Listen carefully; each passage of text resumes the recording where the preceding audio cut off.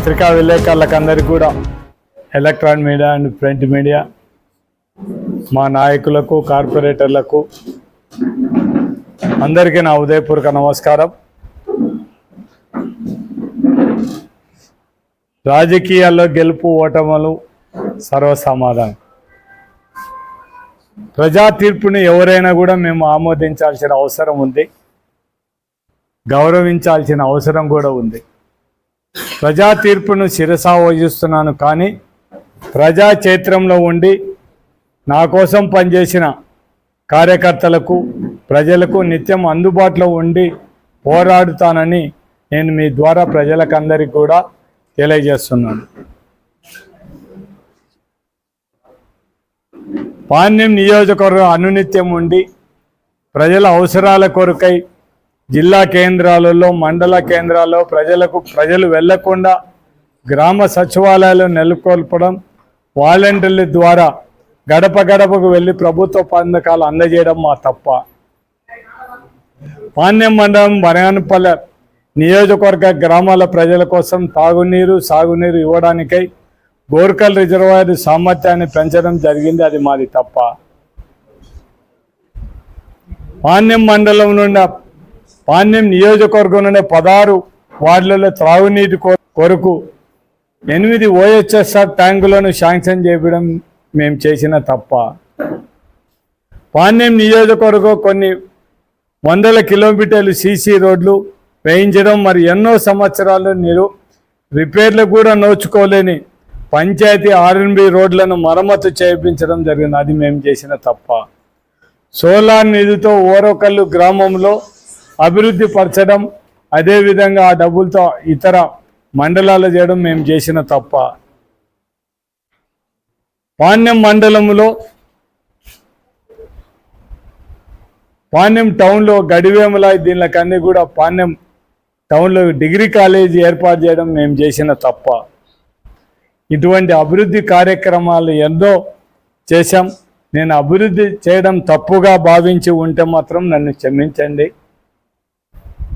నేను ఈ 5 సంవత్సరాలు ఎమ్మెల్యే గెలిచిన తర్వాత నా పర్సనల్ లైఫ్ను, నా ఫ్యామిలీ లైఫ్ను మొత్తం టోటల్గా కూడా గడప గడప తప్ప, ప్రజల కోసం తప్ప ఏమాత్రం కూడా కనీసం ప్రజలను అనునిత్యం ప్రజలకు అందుబాటులోని చేయడం అనేది నేను చేయడం జరిగింది. దానికి కూడా నేను ఇప్పుడు బాధపడడం లేదు. ఓటమి గెలుపు దైవాధీనం. నేను ఒకటే నా నియోజకవర్గం నుండి ప్రజలకు, నా నాయకులకు, నా కార్యకర్తలకు నేను ఒకటే విజ్ఞప్తి చేస్తున్నాను. రాంభూపాల్ రెడ్డి ఎప్పుడూ మీకోసం ఖచ్చితంగా పనిచేస్తాడు, మీకోసం అందుబాటులో ఉంటాడు. కార్యకర్తలకు, నాయకులకు అందరికీ కూడా అందుబాటులో ఉంటాం. ఖచ్చితంగా మీరు ఎవరు కూడా మీరేం ఫీల్ కావాల్సిన అవసరం లేనే లేదు. ఖచ్చితంగా మీకోసం పనిచేస్తామని నేను వాళ్ళకందరికీ కూడా విజ్ఞప్తి చేస్తూ, నేను కొన్ని పేపర్ వాళ్లకు నేను ఒకటే విజ్ఞప్తి చేస్తున్నాను. కొంతమంది ఈరోజు ఒక పేపర్లో చూడడం జరిగింది,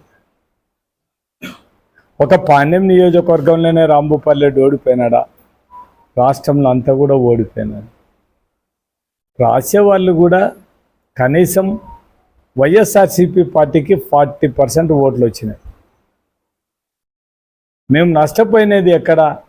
మా ముఖ్యమంత్రి మా మాటని, అధికారులు మా మాట వినింటే మాత్రం మేము ల్యాండ్ టైటిల్ యాక్ట్ మనల్ని కొంప ముంచుతుంది. మేము ఆ రోజు కూడా చెప్పిన గడప గడపలో తిరిగేటప్పుడు ప్రతి ఒక్కరు కూడా మమ్మల్ని అడుగుతున్నారు, మీరు దీన్ని మొత్తం ల్యాండ్ టైటిల్ యాక్ట్ని ఇప్పుడే వద్దు, దాన్ని ఇప్పుడు ఎలక్షన్ అయిపోయిన వరకు దాని గురించి ఆలోచన చేయొద్దంటే మాత్రం ఎవ్వరు కూడా దాన్ని మా వాళ్ళు సమర్థించడానికి చూసినారు. కానీ తెలుగుదేశం వాళ్ళు పని కట్టుకొని నామినేషన్ వేసిన విత్రాయిల వరకు కూడా పాణ్యం నియోజకవర్గంలో రాంభూపాల్ రెడ్డి గెలిచాడనేది కేవలం ఈ వారం రోజులు మొత్తం 10 రోజులలో మొత్తం సీన్ మొత్తం ఈ ల్యాండ్ టైటిలింగ్లో ఒకటి బాగా దెబ్బపడింది. మాకు పట్టు అనుకునే గ్రామీణ ప్రాంతాల్లో ఉండే మా లీడర్ల ఎమ్మడి తిరిగిన రైతులు కూడా వాళ్ళ భూములు పోతాయని భయపడి వీళ్ళు చెప్పే మాటలకైతేనేం ఇంకొకటైతే బుక్కుల మీద ఫోటోలు ఉన్నాయి, ఇవన్నీ మీకోసం మీ ఫోటోలు వేసుకున్నారో అవి వెళ్ళి ఎక్కడైనా ఇవి తాకట్టు పెట్టచ్చు అని చెప్పారు. చాలామంది లేడీస్ చెప్పడం జరుగుతుంది. ఇంట్లో ఉండేటోళ్ళు ఎవరైనా వాళ్ళకి ఎవరు ఓటేసినామంటే వైభవం మా భూములు గుంజుకోవడానికి భయపడి మేము తెలుగుదేశానికి ఓటేసినామని చెప్పడం జరుగుతుంది. అంటే అంత పరిస్థితి మేము మా చేతులారుగా మమ్మల్ని ఎవరు ఓడగొట్టలే. మేము కొన్ని తప్పుదారులు చేయడం వల్లనే మేము ఓడిపోయినాం తప్ప ఏదో వాళ్ళు. దాంతోపాటు ఇసుక పాలసీ ఒకటి కూడా మాకు అది ఒక పెద్ద మైనస్. టౌన్లో ఉండే గౌండాలు కానీ వీళ్ళందరూ కూడా కూలీలు పనిచేసే వాళ్ళు కానీ వీళ్ళందరూ కూడా టోటల్గా వాళ్ళందరూ కూడా దీని ప్రాబ్లం. అది కూడా ఒక రెండోది మైనస్ పాయింట్.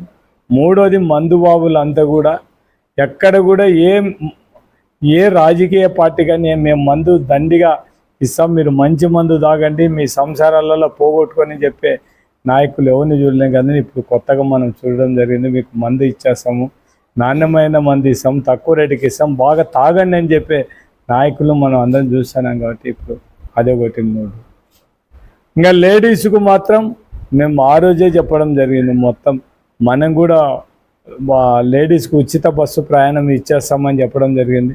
1,00,000 రూపాయలు రైతులు రుణమాఫీ చేస్తామని చెప్పినంటే ఈరోజు మా పరిస్థితి ఇట్లా ఉండేది కాదు.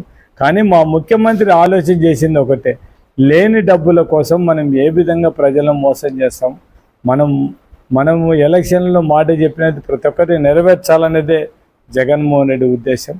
అందుకే మాటలు మనం ఉండే ఈ రాష్ట్ర ఆర్థిక పరిస్థితి ఇంకా మనం చేయలేమనే ఉద్దేశంతోనే ఎంతవరకు చేయడానికి అవకాశం ఉందే అదొకటి చేయడం. మా మేనిఫెస్టో పాత మేనిఫెస్టో ఇది తింటే ఏం లేవు, వాళ్ళు ఇచ్చే దాంట్లో దండిగా ఉండాలనే ఉద్దేశంతోనే ప్రజలందరూ కూడా ఇంటింటికి ప్రతి లేడీస్ ఆలోచన చేసేది ఏముంది, ఇంట్లో ఎంతమంది పిల్లలు ఉండరు అంత అమ్మఒడి వస్తుందని వాళ్ళు ఆలోచన. దాంతోపాటు 18 ఏళ్ళు పైన ఉండే వాళ్ళకి అందరికి కూడా నెలకు 1,500 ఇవన్నీ క్యాలిక్యులేట్ చేసుకోవడం జరిగింది. కాబట్టి ఈరోజు ఈ పరిస్థితి మేము అందరం కూడా ఈరోజు ఒకటే మేము మా ప్రజలకు అందరికి కూడా విజ్ఞప్తి, మీరేం అధైర్యపడాల్సిన అవసరం లేదు. ఖచ్చితంగా ఇంతకుముందు ఏ విధంగా పాణ్యం నియోజకవర్గం నుండి ప్రజల కోసం పనిచేసి మొత్తం ప్రజలకు అందుబాటులో ఉన్నాం, ఇప్పుడు కూడా అదే విధంగా ఉంటాం. మా నాయకునికి మేమందరం అండగా ఉంటాం, కార్యకర్తలకు అండగా ఉంటాం, మా నాయకులకు అండగా ఉంటాం, ప్రజలకు కూడా అండగా ఉంటాం. మేము ఒక 6 నెలల వరకు ఏం మాట్లాడదలుచుకోలేదు. తెలుగుదేశం ఇచ్చిన సూపర్ 6 పథకాలన్నీ కూడా ప్రజలకు ఏ విధంగా అందియగలరు ఇలా అందరికి కూడా ఇస్తామని చెప్పినారు. మేము అంతకుముందు కులం చూడలేదు, మతం చూడలేదు, పార్టీ చూడలేదు. ఇప్పుడు కూడా అదే విధంగా వస్తాయా రావనే చూడాలి. కేవలం కొంతమందికి ఇస్తారా లేకుంటే అందరికి ఇస్తారా అనేది మాత్రం చూసిన తర్వాత ప్రజలకు అన్యాయం జరిగితే ఖచ్చితంగా ఒక 5 నెలలు 6 నెలలు వీళ్ళు ఎట్లా పరిపాలన చేస్తారని చూసిన తర్వాత మాత్రం ఖచ్చితంగా ప్రజల్లో లేకపోవడానికి మేము సిద్ధంగా ఉంటాం. దాంతోపాటు మా కార్యకర్తలు నాయకులు అందరినీ కూడా మా ఎంట తీసుకొని పోయి మొత్తం ప్రజలకు ఏది మంచి జరిగితే దానికోసం ఫైట్ చేయడానికి మేము సిద్ధంగా ఉంటాం.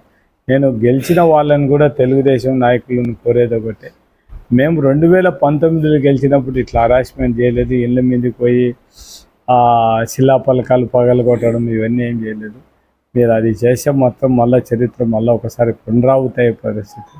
ఎవరైనా గెలిచిన మామూలుగా సహజం ఎక్కడ ఉంటే ఓడిపోయినాడు కోపం తట్టుకోలేక నాకు ఓట్లు వేయలేదని వాళ్ళ మీదకి పోయేది ఉంటుంది. కానీ ఇది రివర్స్ ట్రెండ్ చూసాను. గెలిచినోడు ఓడిపోయిన వాళ్ళ మీదకి, మామూలుగా అయితే గెలిచిన వాళ్ళు ఇళ్ళ మీదకి ఓడిపోయిన వాళ్ళు మాకు అన్యాయం జరిగింది, మాకు ఓట్లు వేయలేదని మీరు మమ్మల్ని మోసం చేసినారని పోవాల్సిందే. రివర్స్ వీళ్ళంతా మొత్తం మేము గెలిచినామని బలం చూపించుకోవడానికి ఇళ్ళ మీదకి పోవడం ఇది ఎంతవరకు సంబంధించి ఇది ప్రజాస్వామ్యం ఇప్పటికైనా మించిపోయేం లేదు. మీరు ప్రజలకు మంచి చేయండి, మేము కూడా సపోర్ట్ చేస్తాం తప్ప ఇటువంటి దౌర్జన్యాలు చేసి వాళ్ళని వీళ్ళని బెదిరిస్తే మాత్రం చాలా కష్టమైపోతుంది. ఇది ప్రజాస్వామ్యము. మీరు గెలిచినారు రైట్, మీరు ప్రజలకు పని చేయండి. మేము కూడా మీరు గెలిచినందుకు మిమ్మల్ని అభినందిస్తాము. మేము ఏ కారణాలతో ఓడిపోయినామో అవన్నీ దాని గురించి మాట్లాడాల్సిన అవసరం మాకు లేదు.